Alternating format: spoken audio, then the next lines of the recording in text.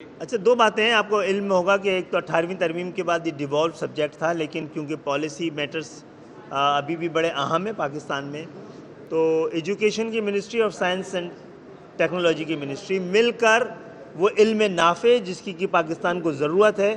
اس وقت ایک جانب یورپ میں ایجنگ کنٹریز ہیں جہاں آبادی کم ہو رہی ہے، ترقی کی رفتار کم نہیں ہو پائی ہے. دوسری طرف پاکستان جیسا ملک ہے جہاں کہ ابھی بھی تقریباً 65% آبادی 30 سال اور اس سے کم لوگوں پہ مشتمل ہے.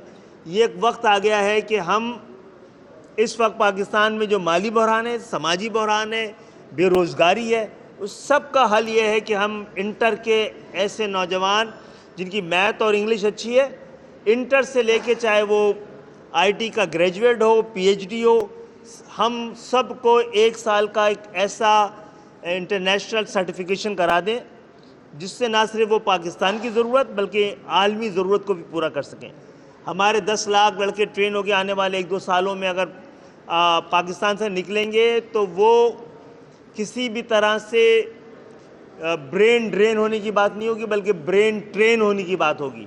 10 سال یہ نوجوان جائیں گے، پاکستان کو رقم بھیجیں گے، اور اس کے بعد 10 سال ایسے دنیا میں جو کہ سائنس اینڈ ٹیکنالوجی کی لیڈنگ کنٹریز ہیں وہاں سے واپس آ کے پاکستان کو ڈیجیٹلائز کرنے میں بھی مدد کریں گے. ایم کے نے جو منسٹریز مانگی تھی اتنی تو ملی نہیں. آپ لوگ تقریباً 17 سیٹوں کے ساتھ جو ہے قومی اسمبلی میں ہمیں سیٹ آپ کی.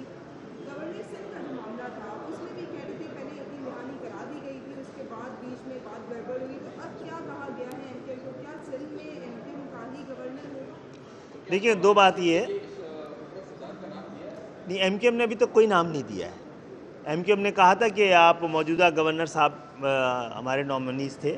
اب یہ بات صحیح ہے کہ یہ ہم نے ایز سچ کوئی ڈائریکٹلی مطالبہ نہیں رکھا، نہ حکومتوں کے حوالے سے رکھا تھا، وزارتوں کے حوالے سے رکھا تھا.